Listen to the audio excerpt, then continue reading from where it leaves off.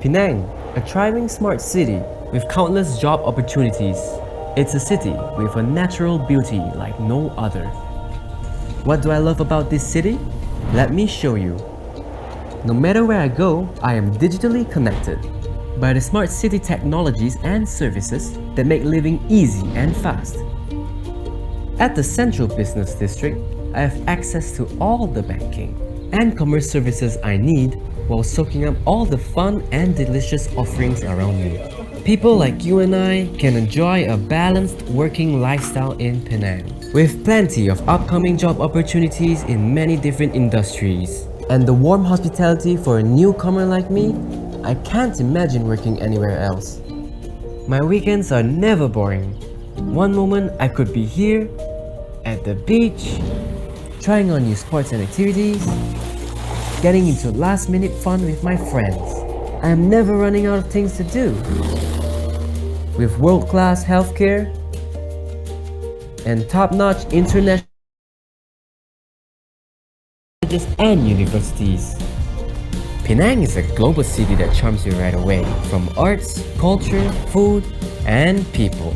My name is Daniel from Johor, and this is my Penang, my workplace.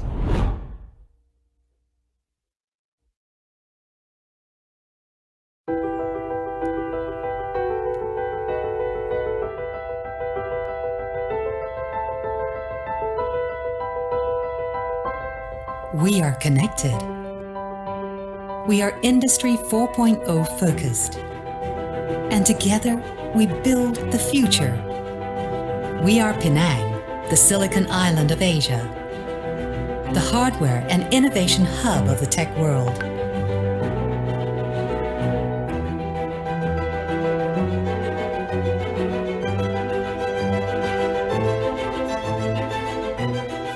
With the conducive business environment, we attract industrial titans to our shores.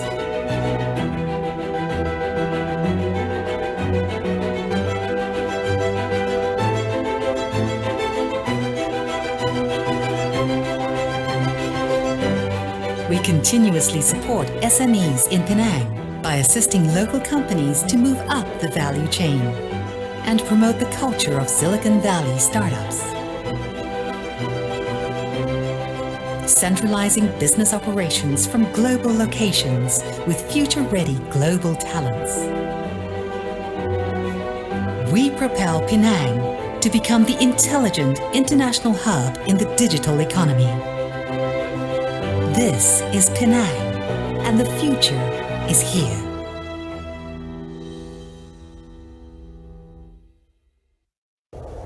Penang, a thriving smart city with countless job opportunities. It's a city with a natural beauty like no other. What do I love about this city? Let me show you. No matter where I go, I am digitally connected by the smart city technologies and services that make living easy and fast.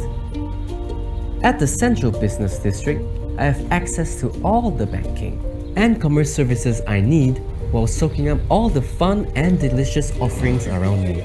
People like you and I can enjoy a balanced working lifestyle in Penang, with plenty of upcoming job opportunities in many different industries. And the warm hospitality for a newcomer like me, I can't imagine working anywhere else. My weekends are never boring. One moment I could be here, at the beach, trying on new sports and activities, getting into last-minute fun with my friends. I am never running out of things to do.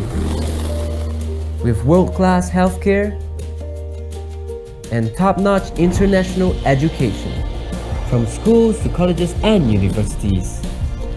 Penang is a global city that charms you right away, from arts, culture, food, and people. My name is Daniel from Johor, and this is my Penang, my workplace.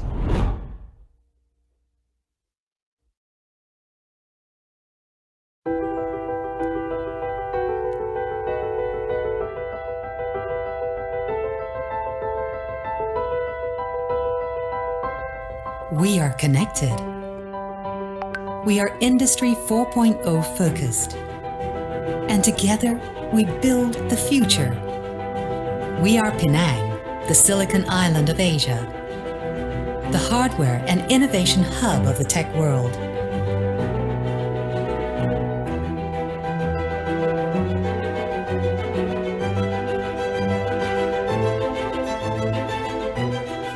With the conducive business environment, we attract industrial titans to our shores.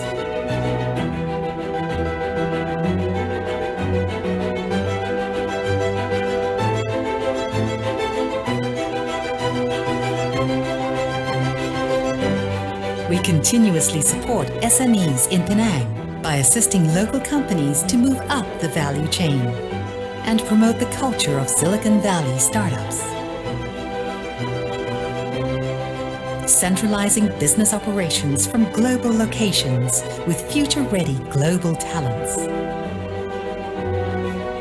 We propel Penang to become the intelligent international hub in the digital economy.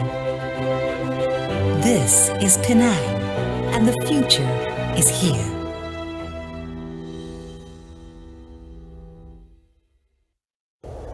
Penang, a thriving smart city with countless job opportunities. It's a city with a natural beauty like no other. What do I love about this city? Let me show you. No matter where I go, I am digitally connected by the smart city technologies and services that make living easy and fast. At the Central Business District, I have access to all the banking and commerce services I need while soaking up all the fun and delicious offerings around me. People like you and I can enjoy a balanced working lifestyle in Penang, with plenty of upcoming job opportunities in many different industries. And the warm hospitality for a newcomer like me, I can't imagine working anywhere else. My weekends are never boring. One moment I could be here, at the beach, trying on new sports and activities, getting into last-minute fun with my friends. I am never running out of things to do. With world-class healthcare and top-notch international education, from schools to colleges and universities. Penang is a global city that charms you right away, from arts, culture, food, and people. My name is Daniel from Johor, and this is my Penang, my workplace.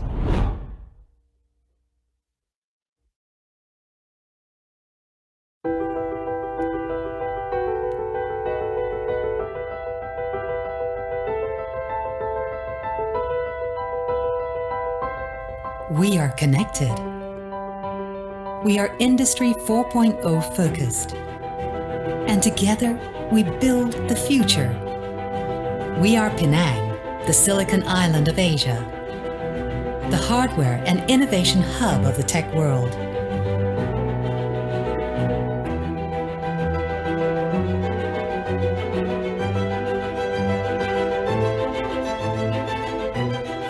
With the conducive business environment, we attract industrial titans to our shores.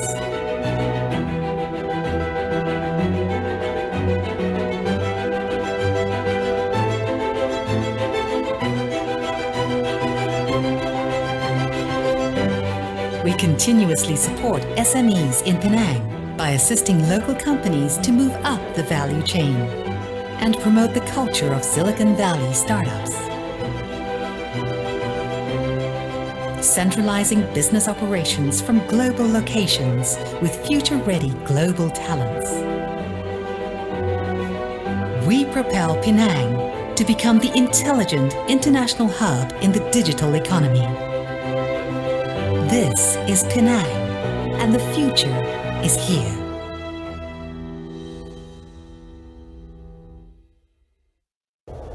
Penang, a thriving smart city with countless job opportunities. It's a city with a natural beauty like no other. What do I love about this city? Let me show you. No matter where I go, I am digitally connected by the smart city technologies and services that make living easy and fast. At the Central Business District, I have access to all the banking and commerce services I need while soaking up all the fun and delicious offerings around me. People like you and I can enjoy a balanced working lifestyle in Penang, with plenty of upcoming job opportunities in many different industries. and the warm hospitality for a newcomer like me, I can't imagine working anywhere else. My weekends are never boring. One moment I could be here, at the beach, trying on new sports and activities, getting into last-minute fun with my friends. I am never running out of things to do. With world-class healthcare and top-notch international education, from schools to colleges and universities. Penang is a global city that charms you right away, from arts, culture, food, and people. My name is Daniel from Johor, and this is my Penang, my workplace.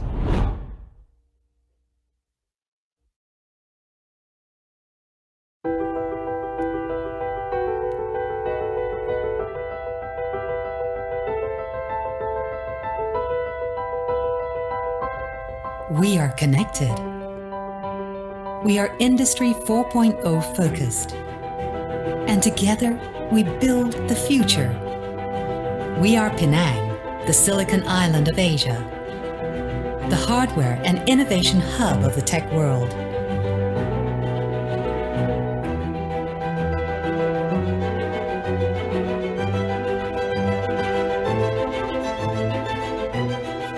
With the conducive business environment, we attract industrial titans to our shores.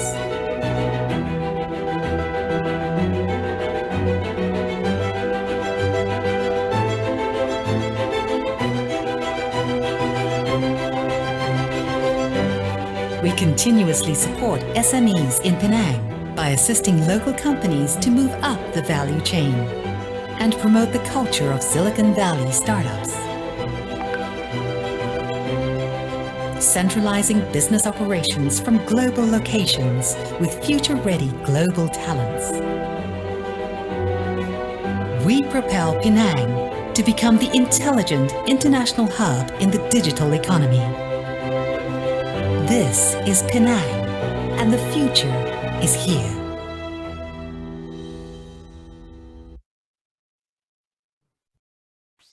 Ladies and gentlemen, good morning to those who are joining from Europe and good afternoon to those who are in Malaysia or Singapore. Let me begin this session by giving you a warm welcome to the Penang Webinar 2021 Europe session post-COVID-19, opportunities for the European companies in the robust supply chain and ecosystem in Penang Malaysia. Thank you for joining us today. We hope this webinar will benefit you and make your day more productive. I'm Yen from InvestPenang, your MC for today's session. This webinar aims to provide a platform for businesses and investors to understand on Penang Malaysia's investment climate, successful investment stories, industry landscape, as well as holistic state-led initiatives that make Penang the niche supply chain powerhouse in Southeast Asia. Before we start, please allow me to spend a moment to brief on the event flow and also our speakers lined up. Our first agenda is a quick briefing on Penang's overview by Mr. Lee Choon, Special Investment Advisor to the Chief Minister of Penang, Malaysia. Next, we have Ms. Rashidah Othman, Director of Malaysian Investment Development Authority, MIDA London, to share with us on Malaysia's investment scenario and incentives available. Moving on, we will have the experience sharing by 3 European companies that have already set up base in Penang. The first Penang ambassador we have is Mr. Glen Brownlie, the Managing Director of Osram Opto Semiconductors. Then we have Mr. Arthun, the Managing Director of Smith and Nephew Operations. The third Penang ambassador we have is Mr. Morach, the General Manager of Hittech Wemac. We'll then proceed to a discussion session moderated by Mr. Marco Winter, the Executive Director of Malaysian Dutch Business Council after the sharings. That's our event flow for today. Now, allow me to briefly cover on several housekeeping items. This webinar is being recorded and scheduled to last for 1.5 hours, including moderated discussion session. Participants will be muted throughout the session. If you have any questions to our speakers, Please feel free to type your question in the Q&A column, and we will try to answer them towards the end of the moderated discussion session if time permits. Please be reminded to post questions related to today's webinars only, and no marketing on products and services is allowed. Without further ado, let's start the sharing session with our first agenda, opening remark and Penang's overview by Mr. Lee Ka-chun. Mr. Lee Ka-chun is the Special Investment Advisor to the Chief Minister of Penang.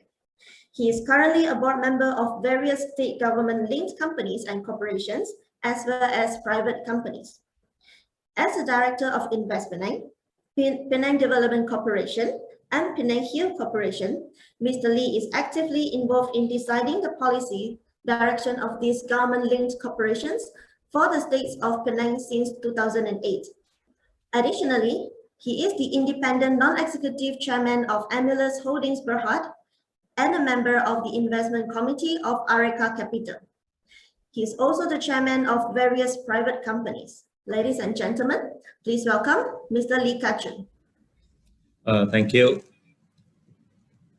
Ladies and gentlemen, fellow presenters, good morning if you are in Europe, and then good evening if you are in Asia. So it is a great pleasure for me to welcome you to the Penang Webinar 2021, the European session. On behalf of the organizer, I would like to thank our supporting partners like MIDA, Semi, MD, BC, speakers, and everyone who are here for taking your time to attend our event today. As everybody is aware, international travel is still limited due to the pandemic situation that we are in. To continue facilitating potential investors in the site selection process, we have taken the initiative to organize this webinar together with our partners, namely MIDA, Semi, and MDBC, to share with you the current development and the business opportunities in Penang, Malaysia. Penang, being a steady contender for a top recipient of manufacturing FDI among states in Malaysia, is supported by world-class infrastructure, robust network of the supply chain, business-friendly government, and a sustainable ecosystem of talent development, which have been honed through more than 50 years of cumulative industrial development and excellence. The focus sectors consist of electronic and electrical, semiconductor, aerospace, medical devices, global business services, and others. This webinar is initiated to facilitate companies who intend to explore new locations to diversify their production and operation in Asia.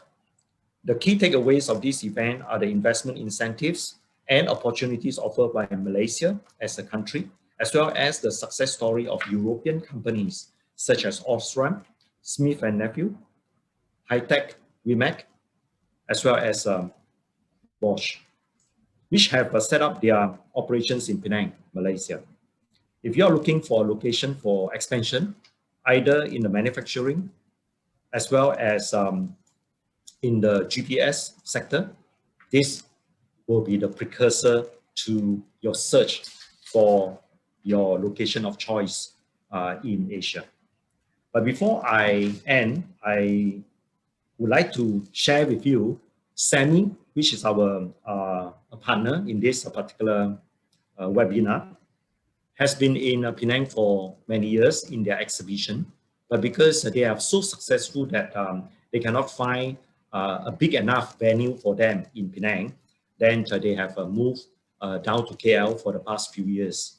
And I'm pleased to inform that in 2022, that is next year, Semi will be coming back to Penang because we have actually upgraded a bigger arena so that Semi can carry out their expanded and enhanced exhibition in Penang.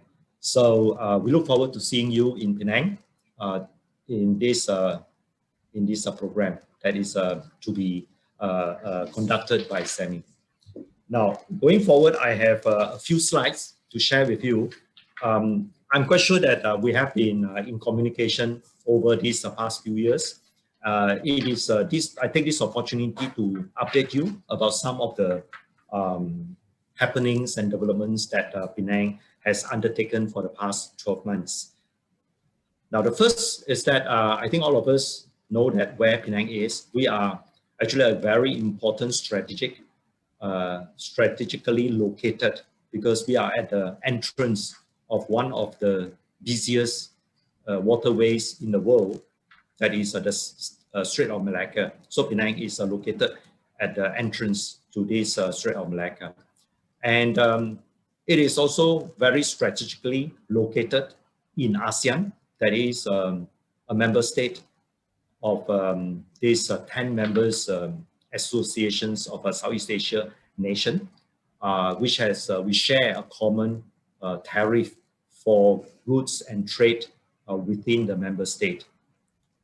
And of course, Penang is also one of the major hubs for global semiconductor production, right? Next. Talking about semiconductors, you can see that if you look at the columns, the first 4 columns, these are the semiconductor expertise and as well as experience that we have in Penang. You can see that it is an assortment of companies, be they Americans, the Japanese, the Taiwanese, the Europeans, all are there. That actually speaks volumes of a place, the location of choice for companies in order to set up their E&E production in this part of the world. The last column is about medical technology that it has developed over a period of time. Similarly, you can see that we have an assortment of companies from many different countries that are located in Penang. So all in all, these slides share, I would like to share with you is that Penang, as far as electronics and semiconductor production is concerned, and as well as medical technology manufacturing processes are concerned, you won't be wrong if you come to Penang to set up your operation here. So these are some of the European companies that have set up over a period of time over here. I'm very happy and I'm very proud to share with you, because this is all the European companies that have set up their facilities over here, not yesterday, not even 10 years ago. Some has been with us easily half a century ago. So you look at it, for example, Bosch, Osram, and the like, they have been with us all these years. And it just shows that all these years, we have been growing together. The partnerships of the state as well as this company are very, run really deep. And we really cherish this sort of relationship. The state as well as these companies are growing together in order to be successful in this part of the world. Now, these slides also share with us the many different fields that the company are engaged in, right? If you look at it, for example, Osram, they are in LED. Then you look further down, you have B. Brown, and then you have Ambu. They are mainly in medical devices. And then, of course, logistic, right? DHL, Schenker, they are in Penang as well. Then, of course, further down, you can see that there are companies in the global business services, such as IHS Markit, as well as Swarovski. So there are plenty of opportunity to come to Penang. It is not only about manufacturing. It is not even about manufacturing certain product. It is about a place that is suitable for manufacturing generally, because of the supply chain that we have here, and also because of the talent that we have that can be able to support your operation over in Penang. Then, of course, we also have the talent in order to support the global business services. Now, the global business services sometimes is by themselves, but there are also many global business services that are in-house. For example, some of the companies that we have in Penang, because they like their manufacturing facilities to be located in Penang so well that at the end of the day, they also bring along their business their global business services to Penang to be located in Penang as well, right? So that is how attractive Penang can be to not only manufacturing but also to global business services. The next slide, I would like to share with you a little bit of update on Penang. So you can see that the business environment, we are very infrastructure-wise, we are well connected internationally. As far as competitiveness, we have the people because over half a century sort of in this particular business. So our people, the talent that you're looking for can be located in Penang as well. Then of course, that is the third attractiveness of Penang that is up on the slides that I want to show you, right? So the next slide will be on some of the financial as well as FDI sort of performance that the state has actually undergone.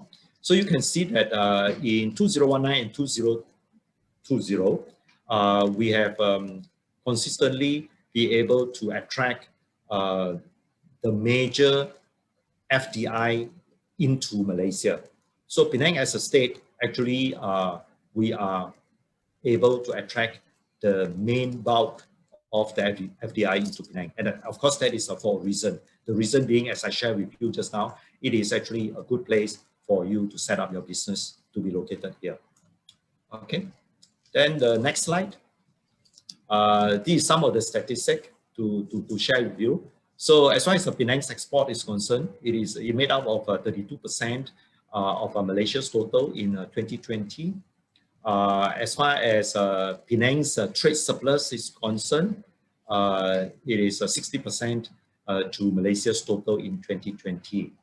And all of us know that Penang is, as far as E&E export is concerned, it contributes half of the nation's total in 2014 to 2019. So you can see that how important E&E export is to the state of Penang. Then if you look at the Penang's export in E&E and scientific instrument, you can see that it is 80%, it made up of 80% of the total export in 2014 to 2019. So in short, these particular slides share with us that Penang is very much in business, and we are actually very well versed as far as the manufacturing of products is concerned. Okay, next we would have now the important thing is that of course we need to have a hand-holding organization in order to help our investor to implement their project on the ground. Now, to us, this is a very important part of it. MIDA is talking to all the potential investors into Malaysia. We are actually working hand in hand with MIDA in order to help to realize all the investment into Malaysia to be implemented on time, and of course so that there is no dislocation as far as the global production for any company is concerned.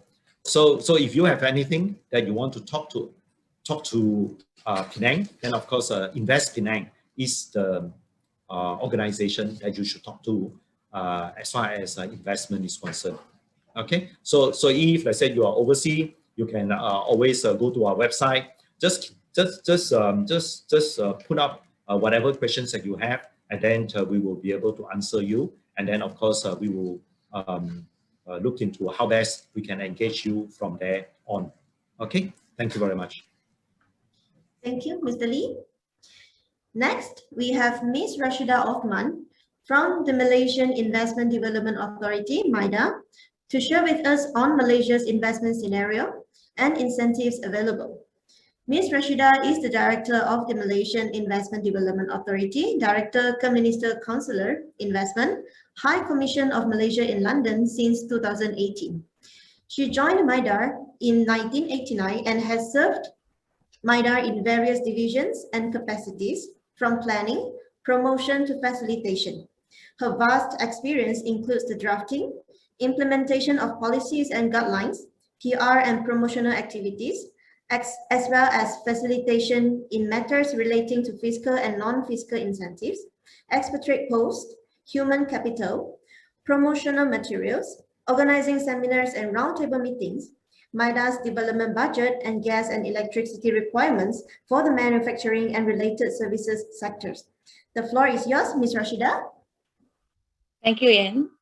Thank you, InvestPenang, the host, for inviting MIDA to have this platform to speak on the investment scenario in Malaysia. I'm speaking on behalf of my colleagues in 5 other Europe centers, namely Frankfurt, Munich, Milan, Paris, and Stockholm. So I'll start my presentation. Next, please. Why is Malaysia the choice location for FDI?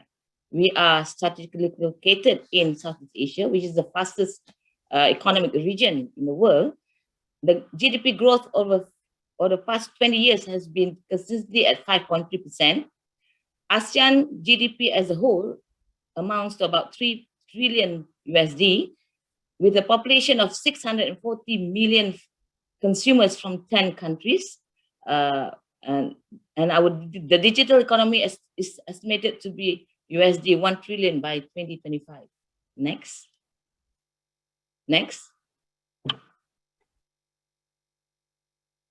MIDA, as the government's principal investment promotion agency for the manufacturing and selected services sector, is also a one-stop center. We provide extensive, or rather the services that we cover spans from promotion, approval of manufacturing projects, implementation, facilitation, to funding. Yeah? In terms of promotion, MIDA overseas centers help promote to attract FDI into the country. MIDA HQ evaluates and approves manufacturing license, the tax incentives, the grants, expatriate posts, and also the custom duty exemptions, while our officers at the state level works hand in hand with the state authorities and machinery to implement and facilitate projects in the respective states. And as long as the companies are in Malaysia, we have a dedicated division called Post Invest to solve, together with the companies, any issues that they may encounter throughout their operations in Malaysia. Next. Why we have managed to, over the years, we have managed to continuously attract, retain, and sustain FDI in Malaysia because of our business-friendly policies. We allow foreigners to own full ownership in the manufacturing and selected services projects. They can repatriate their income freely in terms of capital, interest, dividends, and as well as profits. We also allow key posts, which can be permanently filled by non-Malaysians, by the foreign company, that is to safeguard their investment in Malaysia. And we also allow or provide term posts for 1 to 5 years, and other policies that help us to attract FDI is our adherence to IP protection. We have a strong IP protection by being a member of WIPO. We are also a signatory of the Paris Convention and Bern Convention, and signatory of the TRIPS under WTO.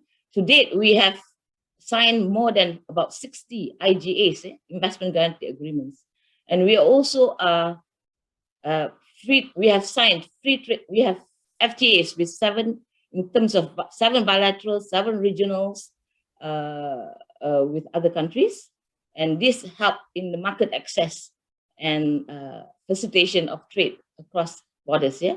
Next. And in the next few slides, I will go into the investment data, investment data. For 2020, investments in the manufacturing surged despite the COVID and all that. The total there in 2020, a total of 1,049 manufacturing projects were approved with investments of, hold on, yeah, I can't see it properly. 91.3 billion were approved compared with 82.7 billion in 988 projects in 2019. That is an increase of 10.4% in capital investments.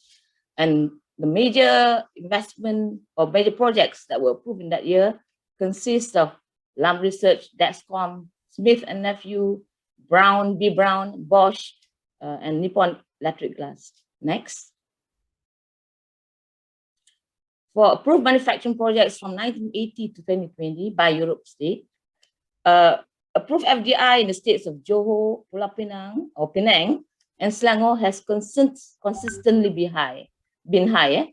Like Dato Seri Choon mentioned earlier, Penang ranked second in terms of FDI from Europe. Next. The investment trend in manufacturing sector from Europe. The total approved investments to date amounts to about 40 billion USD in 2,400 of approved projects, and it has managed to create about 280,000 jobs. And these investments are from major European countries, Germany, Netherlands, UK, France, and so on. Next. We also approve incentives, not just manufacturing license. So in terms of tax incentives, MIDA approves, these are the list of agriculture, fishing, and forestry and services projects under approved incentive under MIDA's purview. So these are the incentives amount to about 3.5 billion USD in 898 projects, and jobs created amounted to 29.5K. Next. Investment is implemented by European countries as at 2020. Germany tops the investment figures, and followed by Netherlands, Switzerland, and France, and all. Next. There is definitely a strong global presence in Malaysia. As mentioned earlier by Dato Lee also, Europe ranks second in realized investments in the manufacturing sector as at 2020. So cumulatively, what you can see on the chart is just Germany, Netherlands, and UK, but France and other European nations also contribute to Europe being the second FDI contributor to investments in Penang. Next. We have always constantly targeted quality investments that of high value added, that has strong linkages, skills intensive, that provide high income jobs, and that are also export oriented, high technology, capital intensive, and have the elements of R&D and design, and J&I impact and knowledge intensive. Currently, we are more focusing on Industry 4.0 key technologies. Why? Because we need to enhance our global competitiveness. We need to strengthen the growth and productivity of our manufacturing industry. And we need to also create new generation jobs and reduce our dependency on foreign labor. So we need to also sustain the investments of foreign investment and domestic investments that are already there in Malaysia. Next. These are the growth areas that we are focusing on for the manufacturing sector. It's advanced electronics, machinery and equipment, oil and gas, medical devices, and so on.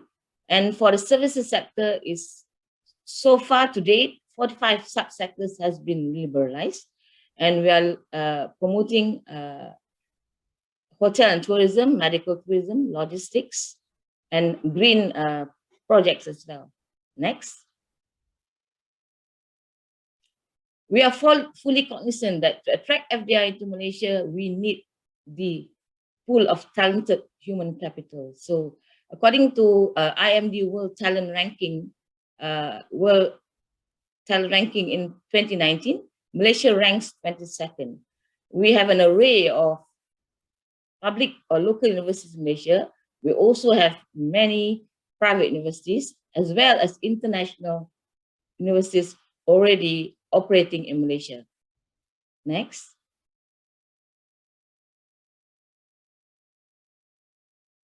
Malaysia is an attractive horizon for businesses. And in 2020, because of the pandemic, the government announced on June 5th, 2020, specific incentives to attract foreign companies to relocate their business into Malaysia by addressing the reshoring. And of course, the beneficiaries of this would be foreign FDI, foreign direct investments, yeah.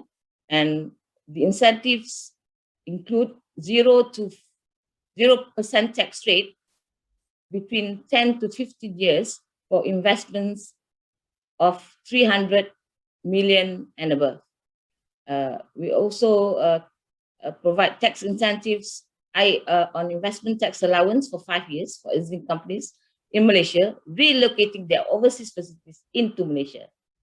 And also special capital allowance for manufacturing and service selected agriculture activity from year of assessment 2020 until year of assessment 2022. Next. To further boost the economy for Malaysia and for post-COVID recovery, in budget 2021 introduced further incentives for the pharmaceutical products, global trading center, relocation incentive for services sector, extension of tax incentive for selected services sector, and also indirect tax incentives for value-added activities in our free trade zones or local manufacturing warehouses. Next. More recently, we have always kept our business open. So we welcome business travelers into the country. And most recently, the OSC was launched. Specifically, next slide, please. Under the BTC, business travelers can enter Malaysia 14 days, up to a maximum of 40 days without quarantine, but following strict SOPs. Yeah? Once they enter into Malaysia, we will facilitate their stay during the 14-day stay without quarantine in Malaysia to conduct whatever business meetings that they have arranged prior to the arrival in Malaysia. Next. Last but not least, Malaysia is open for business, ladies and gentlemen. And these are our MIDA Europe offices. For more specific questions in the respective European countries, you can also contact my colleagues directly as shown on the slides. Thank you. Thank you, Ms. Rashidah. Ladies and gentlemen, we will now switch our focus to hear from our Penang ambassadors. First, we have Mr. Glen Brownlie from Osram Opto Semiconductors to share with us his experience with Penang's industry. Glen is the Managing Director of Osram Opto Semiconductor Penang operations since 2019. Prior to joining Osram, Glen worked for UTAC, Max International Engineering Group, Lumilabs, NXP Power Management, and Philips Semiconductors. Ladies and gentlemen, please welcome Mr. Glen. Thank you for that, and good morning to everyone in Europe, and good afternoon to everyone in Asia. What I'd like to do for a few minutes is take you through some of the background of Osram in Penang, and then give you a bit of background as to how we've grown here. You heard Mr. Lee say at the start that some of the companies have been here a very long time, and we've been here since 1972 in one form or other, and we're currently planning our 50th anniversary celebrations for next year. So first of all, let me take you through a bit of detail about Osram, and in fact with our combination with the AMS, which we're now going through an integration with. So next slide, please. AMS and Osram as a combination, we are now a $5.5 billion company, based across many countries. We actually have 40 different R&D locations across the world, many manufacturing locations, and a total of 30,000 employees. And actually the biggest sites we have are in Asia, and the biggest site from the Osram perspective is in Penang. We serve many markets, and I'll show you on the next slide. Next slide, okay. Sensing, illumination, and visualization. So Osram traditionally known for LED, and now it's a lot more complex. So we have emitters, we have optics, we have detectors, we have sensors, we have ICs. And the reason I show you this is because part of the reason we can grow and continue to grow in Penang is because of the talent available that allows us to grow into a much more complex solution and something beyond traditional LED or traditional assembly and test. So I'll show you on the next few slides a few examples of the portfolio we have and the markets we're in. Next slide. You can see a big focus on sensing, which goes towards mobile, industrial, automotive, and general lighting applications. And there's many markets where we're in where you probably never see our products, but which are in the next stage of technologies, and all of them coming from this part of the world. Next slide. So for example, 3D sensing, and particularly for face authentication, front-facing cameras, and the new generation of sensors are sitting behind screens, so you don't have to have a visible camera. Next slide. The next generation of displays, so moving towards a micro LED, which allows the bezel-less screens and full sensor integration. Next. Moving into automotive, we're very strong in LiDAR technology. So from Penang factory, we manufacture a lot of the LiDAR chips which go into the autonomous driving and so on, but also the LiDAR that goes into the mobile devices as well now and allows for augmented reality and 3D application. Next.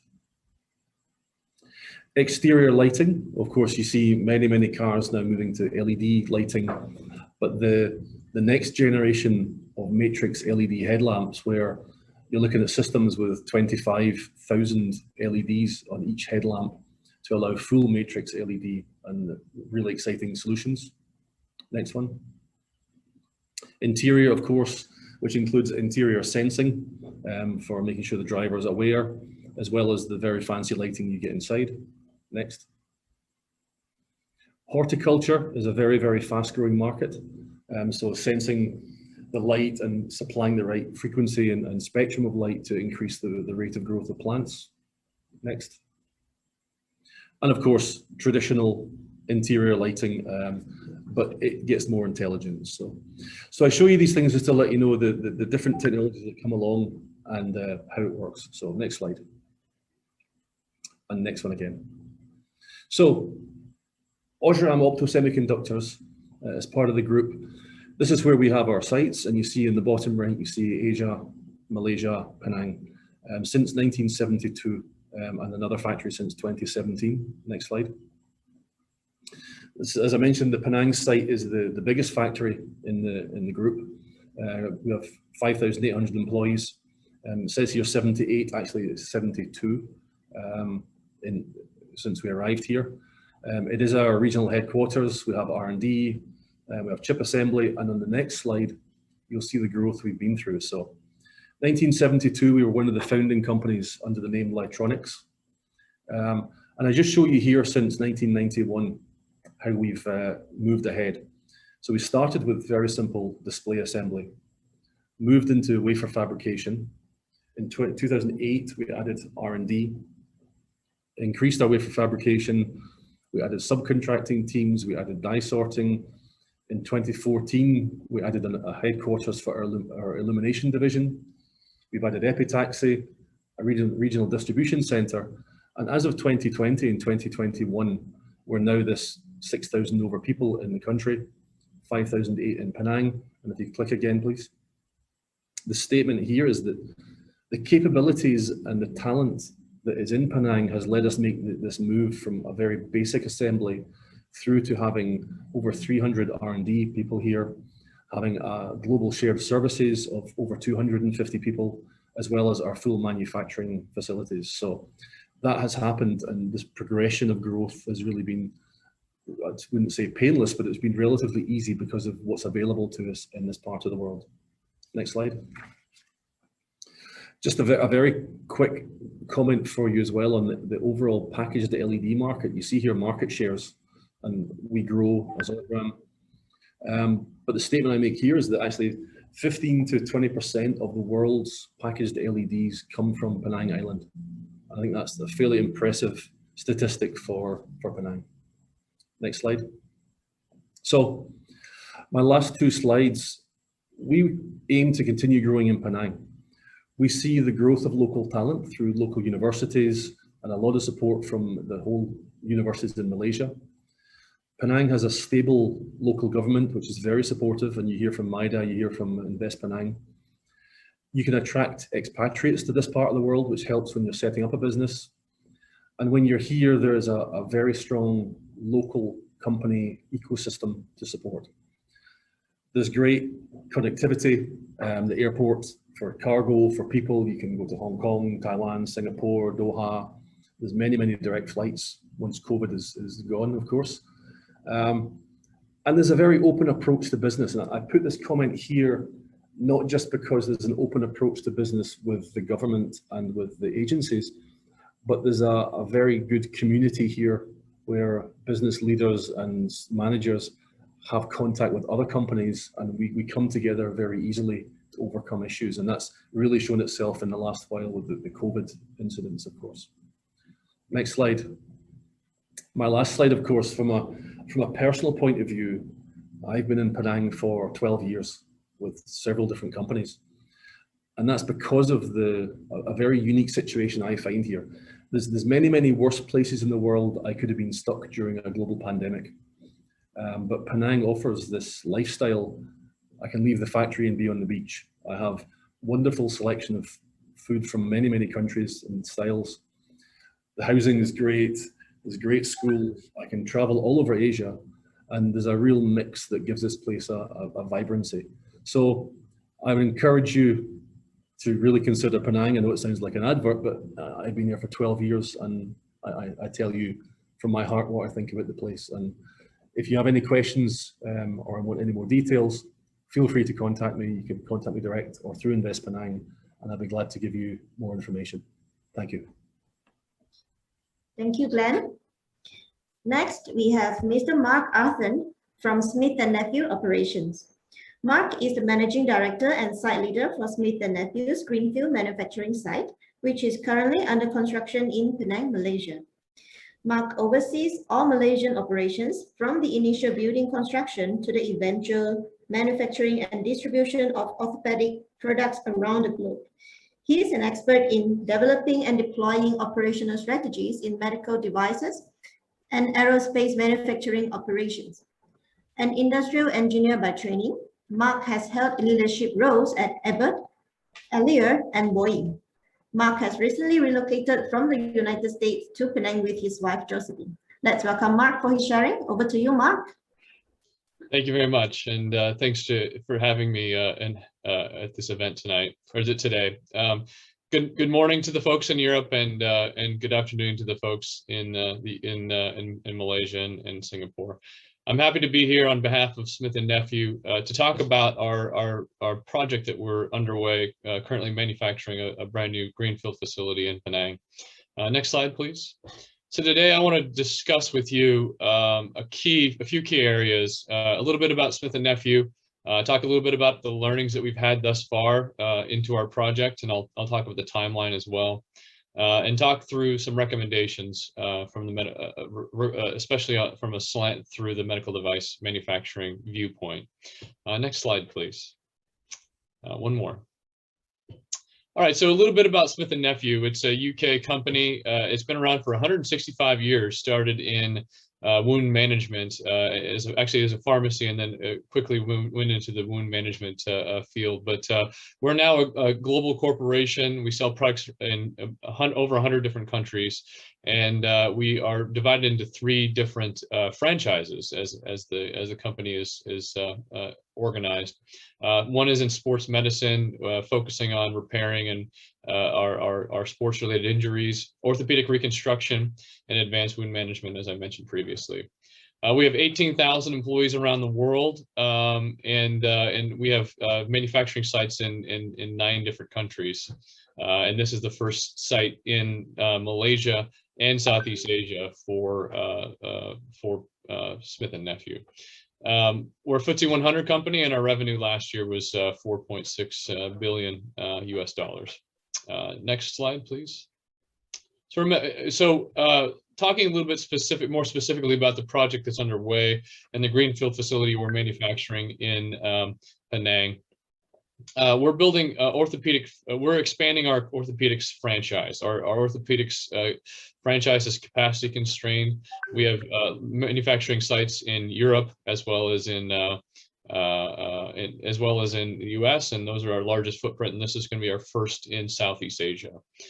This is going to be truly greenfield, and we're in what's called the Batu Kawan Industrial Park, which is on the mainland. And if you're familiar with the Penang geography, it's just past the second bridge. So if you go across the second bridge from the island to the mainland, it's on your right-hand side next to many great neighbors, and especially those that are some of those that are working with us very closely today. We're going to be making hip and knee replacement products, as you can see in the bottom left-hand side of the page here. On the left-hand image is the hip product, and the further right one is our knee replacement product. These are knee and hip total replacement products. The manufacturing facility will be 250,000 square feet. It's nearly complete, and I'll talk to the timeline shortly. Investment's going to be over 100 million US dollars, and we're going to hire 800 people over the next 5 years. Next slide. Just to give you a quick rough timeline of how quickly this whole thing has gone in the time of COVID, which is really remarkable, and I'll touch on that in a second. But we started with this land agreement and contract signing in November of 2019, and from there we had our groundbreaking ceremony right before. That's a very ironic date, right before COVID really struck. It was the very end of February, and we had a groundbreaking ceremony to commence the purchase of the land and start the construction of the site. Construction started in March of 2020, and it stopped for a couple of months because of COVID. There was a lockdown, and we basically had to do what we could to try to accelerate and catch up our schedule as best as possible to maintain our existing timelines. Just last month, we had a soft launch ceremony in March of 2021, which is the bottom left-hand side there of the page. And you can see I think that was about 50 employees. We're about 60 plus now in our site now today. And in June, we'll have our factory that's going to be completely finished. It's going to be a beautiful greenfield facility there. And then by Q3 of 2022, we'll be producing products. Next slide.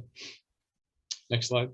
Now I want to talk a little bit about sharing our learnings. We're very new in this process. We're the opposite of the well-established institutions like Osram and Brownlie and others. And I think that it's really interesting and relevant for our conversation today to understand our perspective and why we selected Malaysia and Penang specifically. So as it relates to Malaysia, I think that a lot has been mentioned so far. The government support and incentives, the opportunity, the 50 plus years in foreign direct investment, the good infrastructure, and that's all very true and something that we're realizing firsthand. But for us also, it was a great location for us to enable ourselves to supply the growing capacity requirements that are developing in our highest growth region for orthopedic, which is in Asia Pacific. As for Penang, one of the things that we were told, about when we first started to select, and down select down to the state level when we selected Malaysia as a country of manufacture, was the talent. And I can't stress, as Glen was referring to earlier, the talent that we've been able to see over the last few months of hiring, as much as we've been doing to get from 0 to 60 in a very short period of time. it's incredible. It's been, you know, a very rapid uptick of highly talented individuals. And that's been really compelling for us to know that we've not only selected the right location for today, but also for the future. We're in the future. I mean, in addition to that, we see a lot of highly capable and high precision machining capabilities in the region as well. And that was something that's really critical to our success as a manufacturer. And then, of course, we've got great support from InvestPenang as well as other local educational institutions. So next slide, please. And to just talk through the experience sharing, I want to just, you know, touch through the entire timeline of how this whole thing started. We selected Malaysia in Q1 of 2019. 1 year later, the construction began. That timeline was actually slow. If you wanted to accelerate that timeline, you could. And, you know, my recommendation is if you're serious about investing in Malaysia, the capacity to build and you know, first, you know, facilitate the purchase and build of these new factories, especially the greenfield ones, is incredible. The rate of uptick is they're very well poised for that. So if you wanted to accelerate that timeline, you could. And then our construction is complete, you know, basically within a year and a quarter of when we basically came to Malaysia for the first time to say we're going to invest in your country. Again, you could accelerate that quite a bit. And InvestPenang has played no small part in that whole picture. You know, they helped us with site selection. You know, it helped to integrate us with local manufacturers, local suppliers, educational institutions, helped with problem solvings, and just are there whenever we needed help throughout this whole process. So it's been quite seamless. Next slide, please. And also talking about my experience, I'm from the U.S. I recently relocated to Penang with my wife in September, just you know, 9 months ago, and the experience on a personal and professional level has been overwhelming. Although it has been in the heart of a pandemic, we found things that we love and really appreciate about living when we're in Penang. And so I really want to touch on, you know, the work-life balance that Penang allows. And then on the professional development perspective, you know, I've had many opportunities to get out and advertise for Smith & Nephew, and also, you know, mutually share the mutual agreement and understanding of how we can work together with the state and local and federal authorities as it relates to, you know, making sure that we're at a good place from medical device manufacturing capability perspective. So next slide. And my final comments as I depart, one more slide, is recommendations. You know, I think that, you know, looking back and you know, we did a lot of these things very well, and of course there's always room for improvement. But you know, always make sure that you build relationships and understand the local culture as part of a recommendation for future investors, and also make sure that you look to hire local employees and hire those as soon as possible, especially key positions: HR, finance, facilities, safety. Those are the types of key people that you want to hire, and those are you know, and also spend some time to find those highly talented individuals. They exist, and you'll be selecting among some very high caliber individuals. And I think that there's a good manufacturing skill set and base and supply base in Malaysia from a medical device perspective. So leverage that, and then also continue to leverage your experiences with time with you know, MIDA and InvestPenang. So that's all I had today, but I would say that in parting and in conclusion, you know, we've been very happy with our investment here in Malaysia, and we look forward to continuing our journey for the next many years. Take care. Thank you, Mark. After hearing from both ambassadors in the semiconductor and medical devices sector, we are pleased to welcome Mr. Morach from Hittech Wemac to share his experience from the perspective of machinery and equipment sector. Paul is the General Manager and Director of Hittech Wemac Sendirian Berhad. He is also Director in all Hittech companies in Malaysia. Born in Switzerland, he started his professional career as a machinist and later obtained a degree in mechanical engineering. He then obtained a degree in business engineering and moved in young age into management positions. Paul migrated to Malaysia in 1997 and since served in various senior management positions. His role and assignments typically covered areas like sales, production, quality, warehousing, logistics, IT, and maintenance. He possesses in-depth knowledge in diverse industries such as metal spring making, plastic molding injection, electronic fabrication, navy shipbuilding, sheet metal, precision CNC machining, and full module assembly. During that time, Paul graduated from RMIT University, Melbourne, Australia, with an executive MBA. His assignments were always on total organization restructuring and company turnarounds. The focus was to build sustainability into the organization and regain profitability for international companies operating in Malaysia and China. Ladies and gentlemen, please welcome Paul. Thank you very much for your kind introduction, ladies and gentlemen. Good morning in Europe and good afternoon in Asia.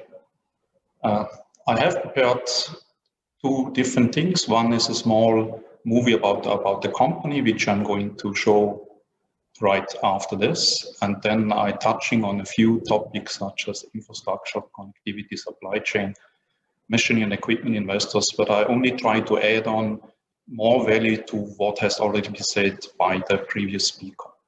You can start the movie now.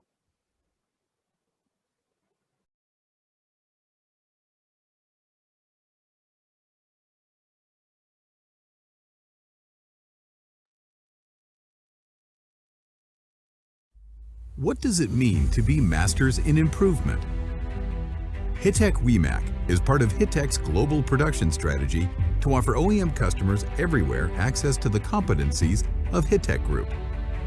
With clear focus and dedication, we're able to provide added value to cater to the needs of our customers around the globe. Utilizing our core expertise in precision machining and module assembly. Here at Hittech Wemac, we believe in continuous improvement. We specialize in high-precision CNC milling, CNC turning, value-added mechanical assemblies, and full module assemblies. Thanks to a reliable and extensive up and downstream supply chain, we're able to provide exceptional services to international OEM customers in diverse markets, including semiconductor, medical, packaging, measurement, and analytics sectors.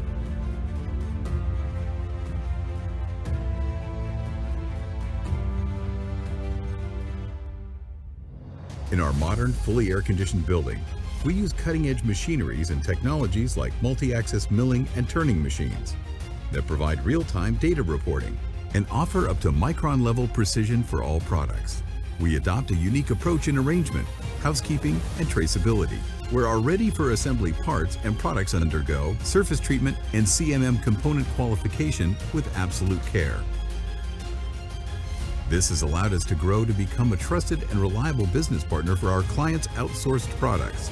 Cleanliness is our top priority, and each component is thoroughly assessed to ensure the highest level of compliance for utmost performance and cost competitiveness. Meanwhile, diligent checking and inspection, meticulous housekeeping, and stringent UV light inspection to meet GSA specifications assure our customers that every product produced at every stage, from machining and assembly to packing and shipping, is of the best quality. We're also determined to support our customers in managing their product life cycle, from the initial production to the end-of-life phase. Located in the Batu Kawan Industrial Park in Penang, Malaysia, Hittech Wemac is within the vicinity of world-renowned manufacturing companies in competitive industries. We are at the heart of a rising business network known as the Silicon Valley of the East, seamlessly connected by the Second Penang Bridge, with convenient access to the Penang International Airport and the Penang Port, giving us a logistical advantage in connecting with our global business counterparts and clients. As one of the fastest growing companies here, Hittech Wemac's ongoing improvement efforts include planning for a 40% expansion of our facility's current capacity in the near future.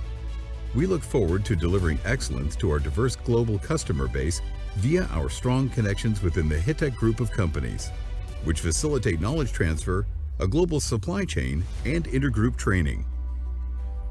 At Hittech Wemac, we strive for continuous improvement because we are the masters in improvement.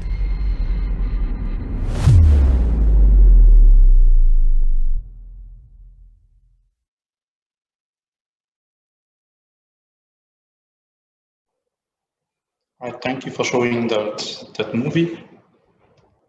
I go back to the presentation on the next slide, please. Right, it has mentioned many times that the infrastructure is really great in Malaysia, and I came to Penang almost 20 years ago. I was always working on the island till every place has been taken up, but the government has opened up new industrial park on the mainland called Batu Kawan. It's 1,500 acres of land for industrial park, and in total with living and future plans, 7,000 acres. The company, maybe you have not seen it in the movie, but they have access to the highway. It's just 5 minutes, and I'm on the highway north-south and on the bridge.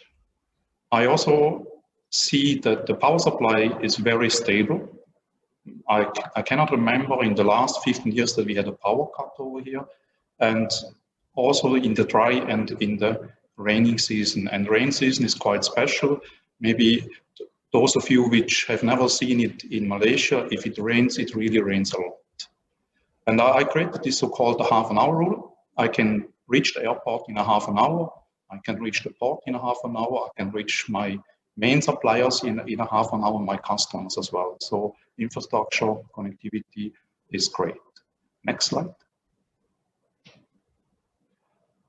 I mentioned already the airport and the port and the highway, and now another point is the internet connectivity. Today it is very reliable and very stable.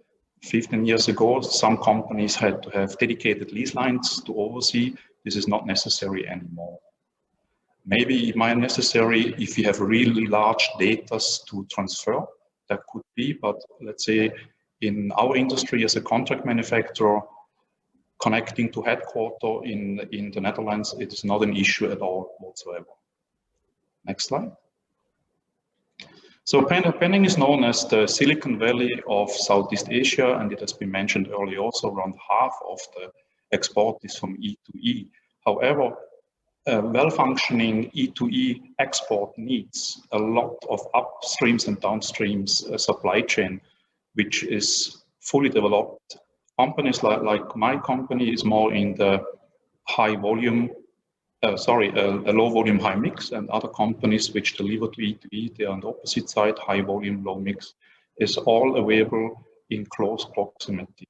What I also see is that supply chain moved very much more into Malaysia in principle and also into Penang. 15 years ago, a lot of parts had to be ordered in Singapore, imported cross-border, which was all an issue. This is all saved and changed over the last maybe 10 years.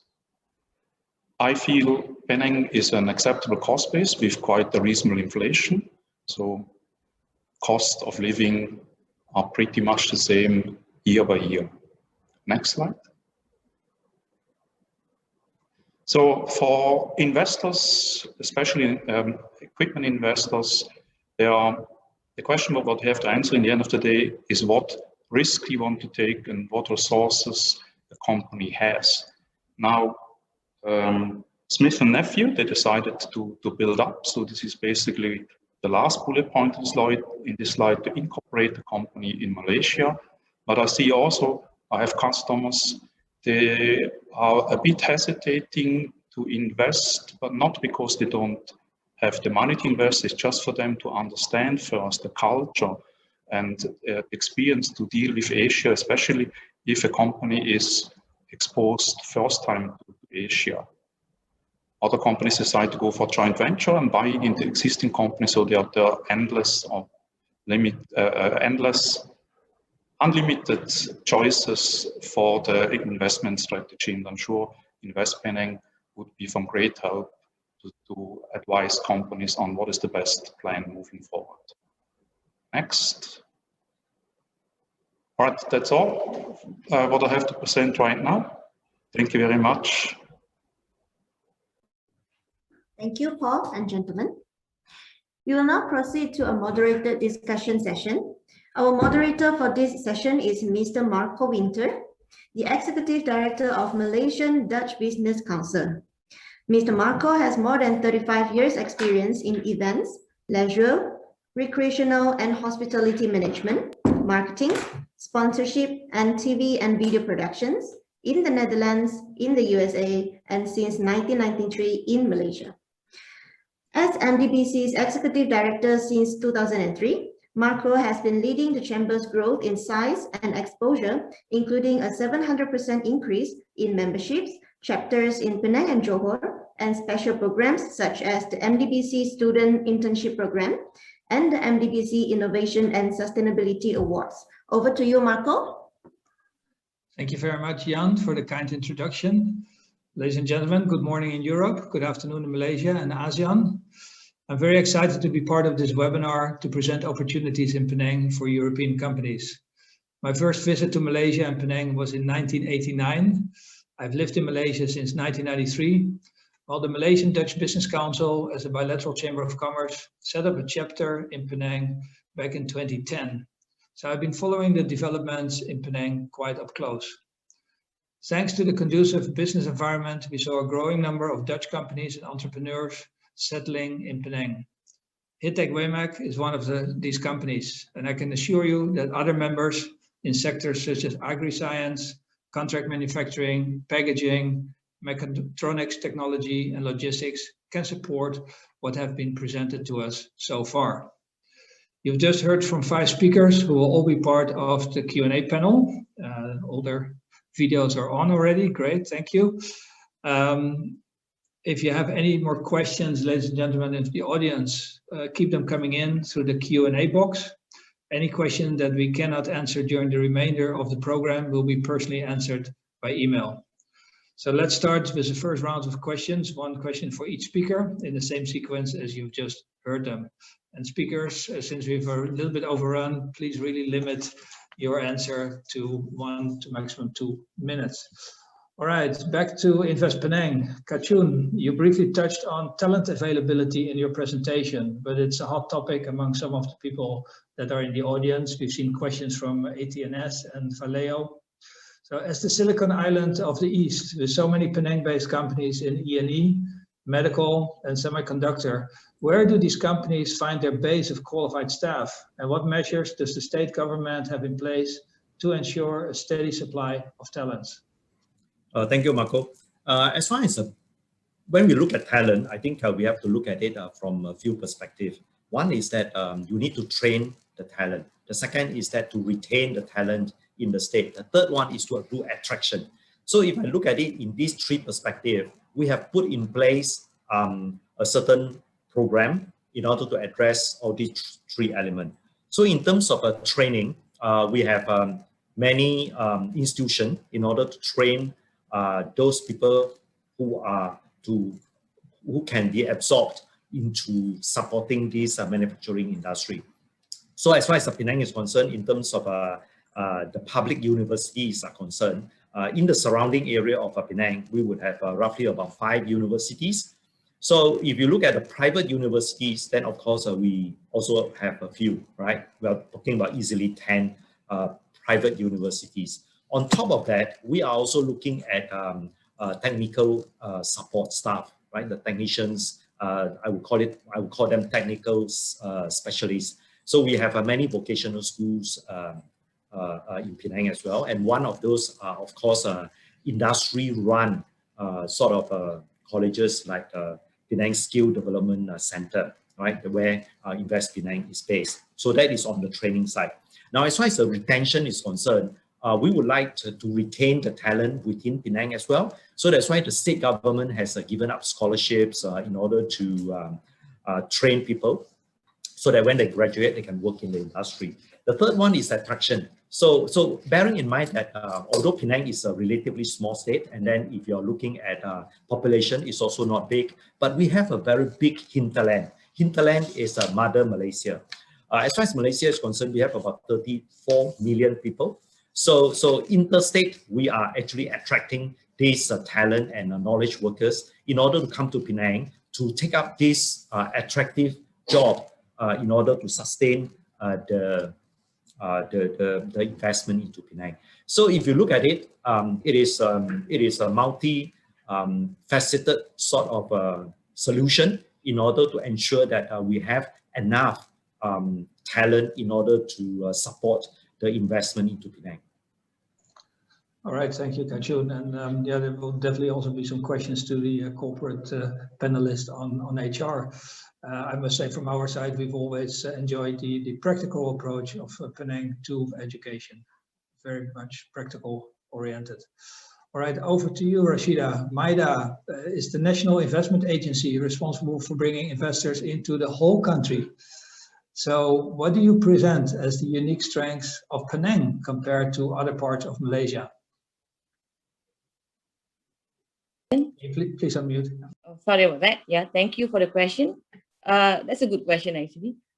For MIDA as a central investment promotion university, we should not be biased. But for Penang, I think Penang has the first mover advantage. The seeds of industrialization started in Penang.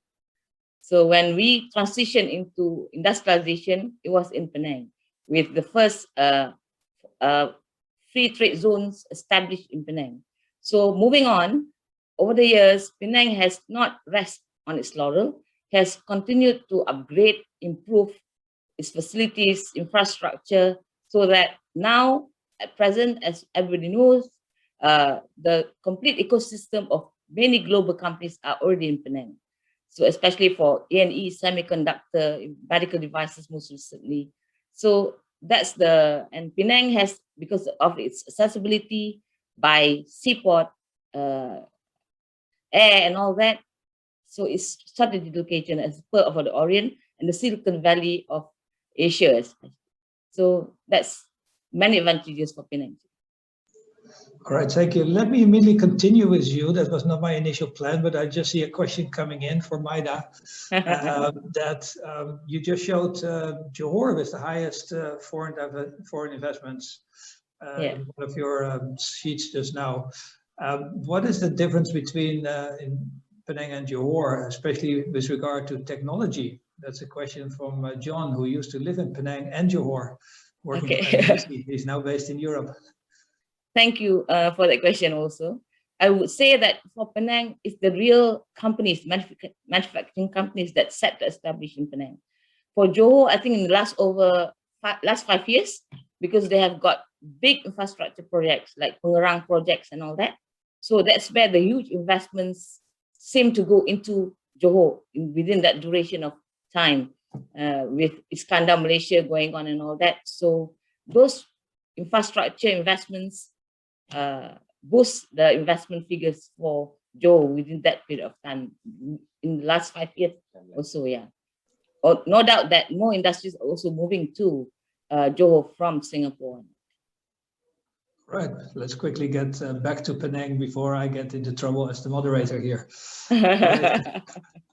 Over to the corporate panelist, Glen. From the 3 corporate panelists, Osram is by far the largest employer in and also near Penang, with nearly 7,000 staff in 2 locations.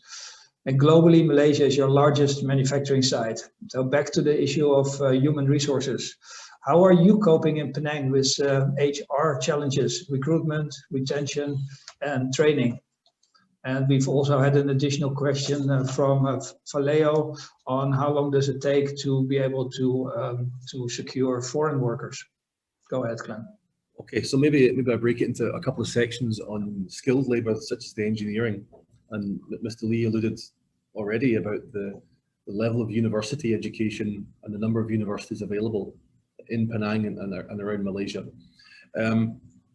One of the things that we find very successful as an employer is it's possible to very much engage with the universities and be part of the curriculum, to be part of moulding the graduates and really creating students who are going to come into industry once they finish. And that's something I've not seen elsewhere, where we can really be part of that and dialogue and influence the universities with what we need.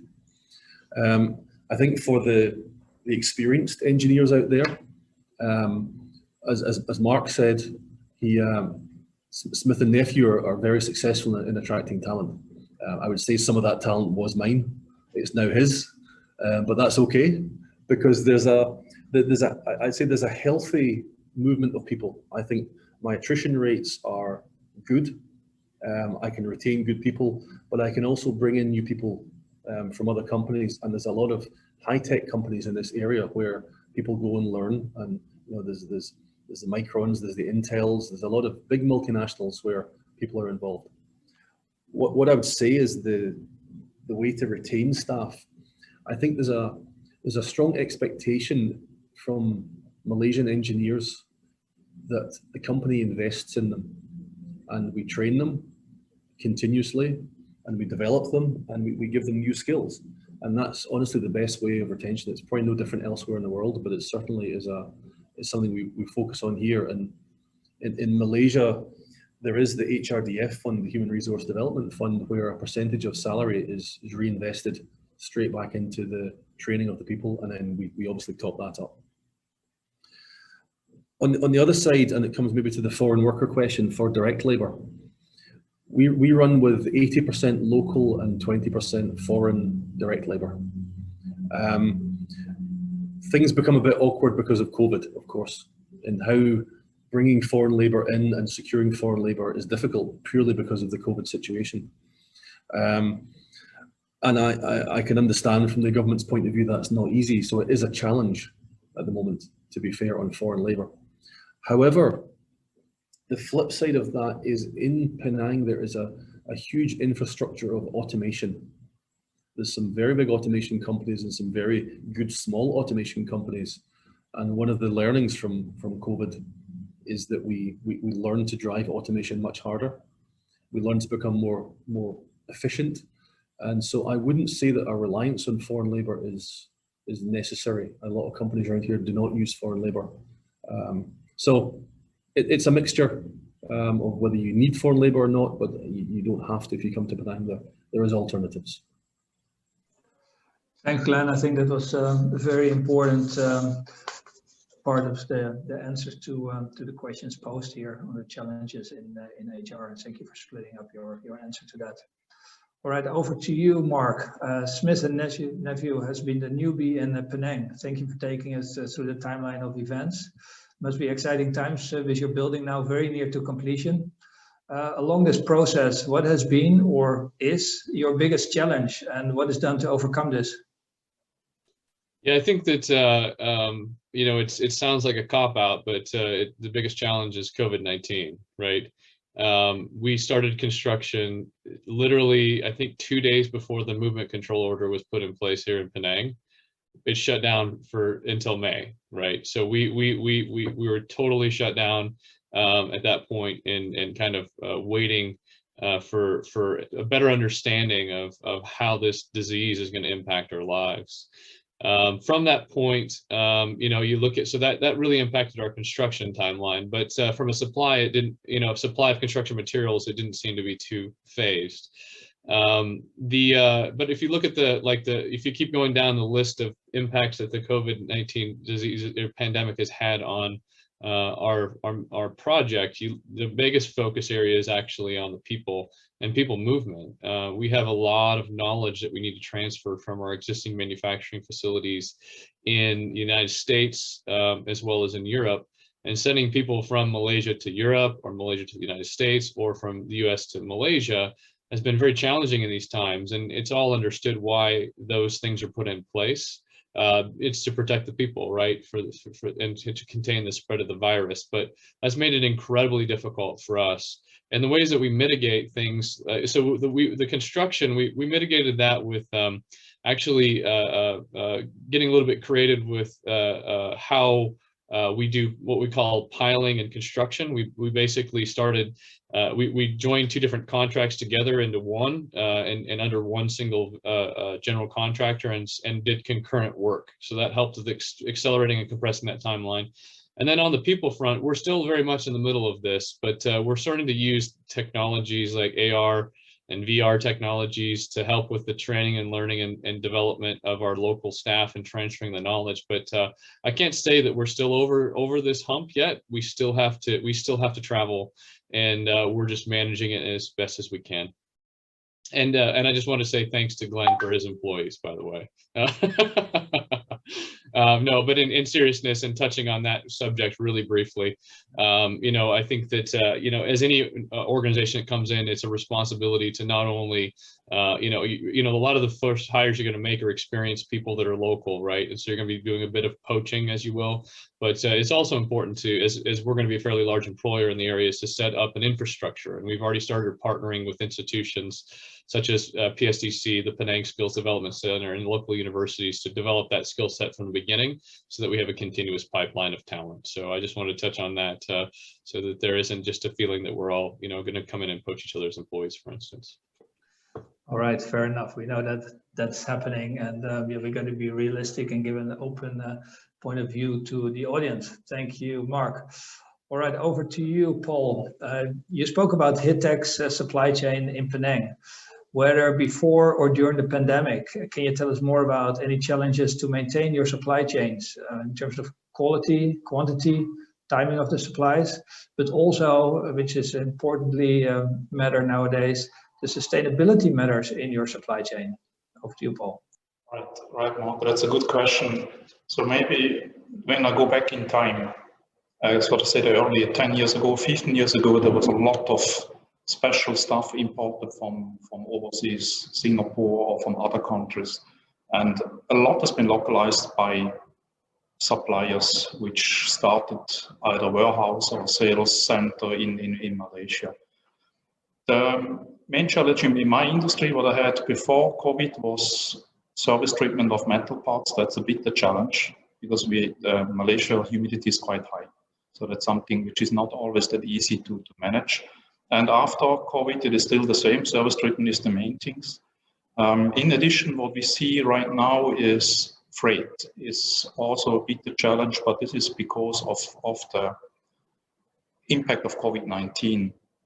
A lot of flights has been cancelled, of course, and cargo space was scarce. And even in today's time, we have sometimes shipments to Europe, which takes kind of 15 days by air, whereas before COVID-19 with the regular flights and connections was kind of 5 days, maybe 6 days. And it comes down to the routing. So it might be a shipment what I'm having 3 boxes. One box goes Singapore to Amsterdam. The second box goes to Guangzhou, and from Guangzhou somehow to Hamburg. And the third box goes God knows where. And of course, if certain countries impose measures not to accept flights anymore, then you might have an issue that your cargo is just stuck at that place. Forwarding of containers, and I know companies that have a lot of goods to ship, but right now there's not enough containers and not enough vessels for export to Europe. Most of the containers stuck in Europe, but in 6 months, maybe 8 months from now, the situation should be normal. The good thing is on the government administration side, a lot of things is now electronic submission. Initially, it was all about paper, and paper means a lot of paper in Malaysia, and now a lot of things is electronic. So I don't see much an impact in my industry, in my business, on the upstream and downstream supply chain before and after COVID-19. Thank you, Marco. Thank you, Paul. All right, back to you, Glen. A specific question from Omdia on the semiconductor sector in Penang. What kind of semiconductor machines are built in Penang? Are they mostly imported rather than locally produced? It's a good question. I already touched on the automation side. And so it's a mixture, and from Osram side, we use a mixture of course, international tools because we're multinational and we match our factories country to country. But within Penang in particular, I see a great strength in vision systems. So for AVI or even the vision and handling, so the automation systems, the pure automation systems. And I mentioned we have some great automation companies, local companies which are manufacturing for international. So essentially local MNCs, some very big growing companies. I think Great Tech is a good example of a local company which has grown to be a multinational. And And the other area I think where Penang is very strong is in testing. And I think that's probably because of the history of Intel being here for so long. There's a very great test infrastructure. So several companies where we'll source our testing, even if we source handlers from abroad, we'll source our local testers. There's investment currently. Lam Research is currently constructing in Penang, which will also add to that infrastructure. And apart from that, there really is lots of small companies with very high precision machining and the ability to customize and produce spare parts and produce indirect materials for us. So it's a real mixture. It's hard to say exactly what comes from where, but my three would be automation, vision, and testing. Thank you, Glen. Indeed, that market is very, very strong in Penang, built with much of expertise over the years. All right, over to you, Mark. There's a question from Core Ventures. How's the medtech manufacturing ecosystem in Penang? Large MNCs have set up factories there, but does the supply chain localize? I think it's a little bit in line with the last question on the semiconductor industry. Go ahead. Great, thanks, Marco. Yeah, I think that's an excellent question. So what we're noticing here as a new medical device manufacturing company is that Penang is well suited to help manage and handle medical device manufacturing. The first thing that we did when we arrived in Penang was start to meet with our local sterilizers. There's a good sterilizer presence, and that's critical for medical devices. In addition to that, we're going to be starting to kick off localization efforts with a lot of our raw materials, such as packaging and those types of things. And so I think that what you'll see is not only from a supply base will you see, I think, a robust medical device presence, and it's going to only increase because we're seeing more and more medical device presence and investment in the area.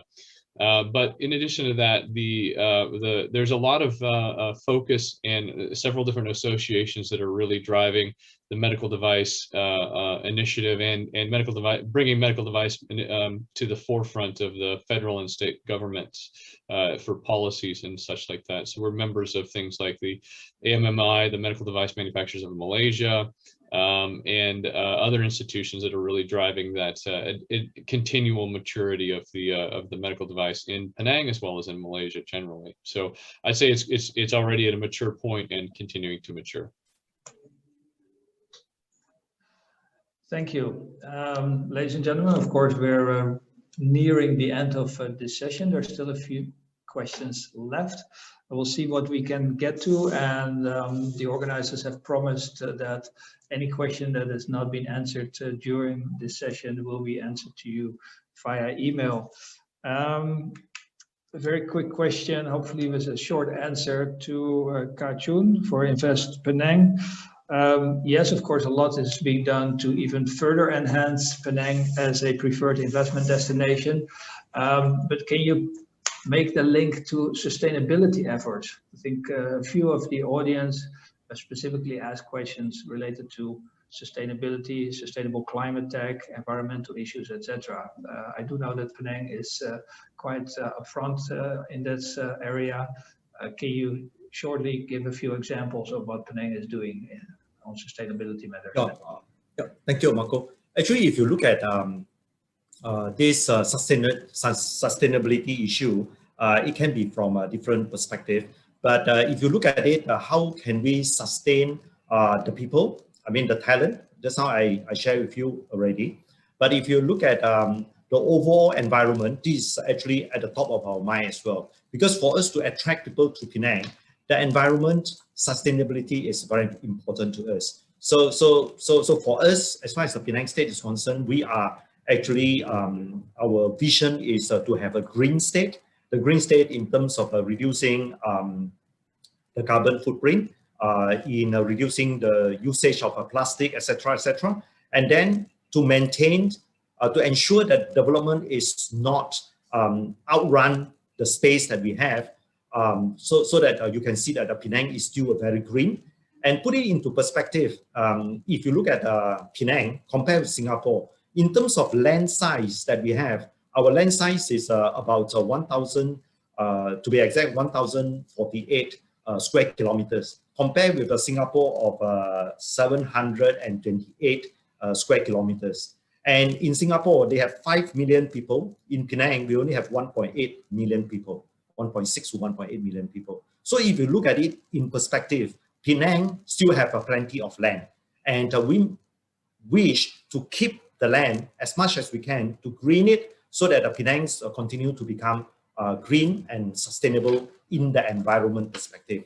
So overall, my thinking is that as far as Penang is concerned, it is a very, very sustainable place as a state, as a business environment, as well as an environment for people to live, work, and play. Indeed, ladies and gentlemen, and there's a lot of play going on in Penang as well, and that makes the place so extra attractive. All right, we've had one long question, which can probably be split among all 5 of you with regard to the answer. I will read the question. It's from a Malaysian who lives in the Netherlands, who's still been very active to promote Malaysia out in the Netherlands to other companies in Europe, also to companies in the US. So let me read this question. Jason's question. Penang has always been known to us as a state island that is linked to great food and a popular tourist spot. Setting up a factory or logistics center requires flexibility to grow operations in terms of land space. As Penang is an island, there are limitations in land space available that is close to talent. Could you tell us about how potential investors are able to acquire land with a normal price, and how can InvestPenang help with this? Right? I think there's different elements of this question that anybody can get part of the answer. How Penang has developed from the tourist destination to a humongous business and industry operation as well. Choon, let's start with you to give an answer on the land, and then I would like to move to Rashidah as well. Go ahead. Thank you very much. Actually, I am excited about this particular question. I mean, in terms of the answer, first is that if you look at Penang is concerned, yes, you said that I shared with you just now, yes, the land, maybe we are the second smallest state in terms of land mass in Malaysia. But sharing with you that just now, to compare with Singapore, we still have plenty of space for 1.6 to 1.8 million population. That is one. The second thing is that in terms of logistics and all those, we still have plenty of land that we can utilize for beneficial economic activities. Take a very good example is that if you look at Broadcom, right? Broadcom has actually used Penang as their global distribution center, right? In terms of revenue for Broadcom alone, they are using Penang, and the revenue is 60 billion Malaysian ringgit, which is equivalent to USD roughly about 15 billion USD dollars, right? So you can see that it is a good place for people to do logistics as well, not only manufacturing, but in terms of land, it's not an issue because if you look at the island, we are going on with a reclamation project that is coming on so that we can increase the land size, that the existing land size that we have on the island. But of course, at the same time, on the mainland, we are still able to acquire more land in order to turn that into fruitful economic activities.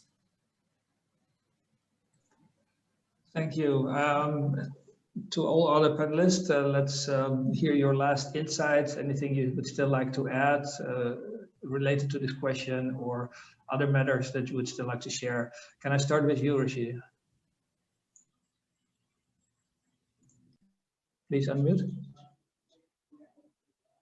Rashidah? Thank you, Marco. Yeah, sorry. Yeah, I think Dato has answered most of the question for investment in Penang. Yeah. Spot on. All right, that was very helpful in terms of timing. Thank you very much. All right, let's reverse the order, starting with you, Paul. Last thoughts.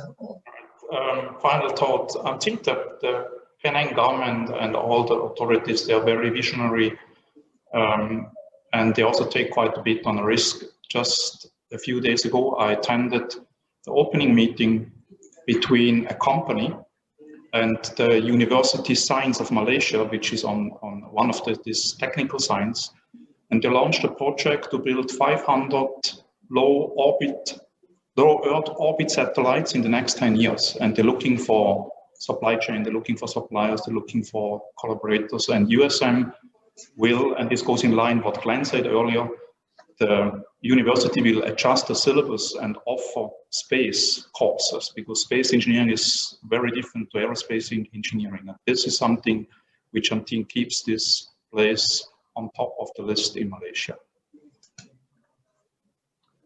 Thank you. Paul? Mark? Yeah, sure, thanks. Yeah, just really quickly, I think they were talking about land availability, and one of my recommendations is to plan your expansion early.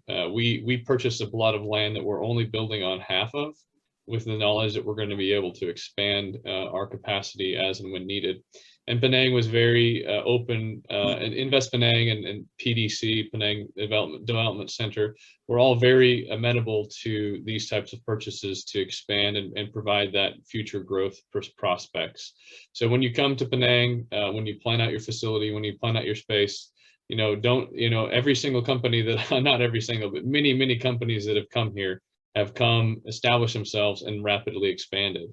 You can see the case with Osram and is also Hittech. Both have expanded or are going to expand, and that's the same plan for us. And the land availability was not really an issue or concern. So that was just a comment that I want to make on that front from an investor side. Thank you.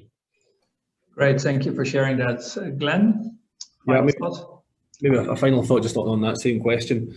I think maybe 15 years ago, the talent was on the island, and that's where the growth was, on the island. I think people who are thinking of investing don't forget there is the mainland. And I think when you look at the level of investment and infrastructure that's being put in Batu Kaman to support the industrial park there, so there's shopping, there's condos, there's houses. I think that's the difference that Penang is making, is it's investing in infrastructure for the people ahead of the factories. So the talent is available on the mainland as well as the island, and that's going to support the growth for, I think, for quite some time. All right, thank you, Glen. Ladies and gentlemen of the audience, thank you for spending a few more minutes with us. This concludes the Q&A. Any questions that were not answered will be provided to you via email. And all registered guests will also receive a follow-up email from InvestPenang with further information and materials. Thank you to the audience for joining us for this session. We hope it has been informative and a positive experience. And especially for the European audience, we do hope that you can already visualize yourself in Penang. You've seen some good news. You've seen some nice pictures of the tropics, of course, of the beaches in Penang and of the food. So close your eyes and hopefully you will be here soon. Thank you to the corporate speakers for sharing your practical experiences with your colleagues over in Europe. Thank you to MIDA for all your hard work and good work to maintain Malaysia as a preferred investment destination.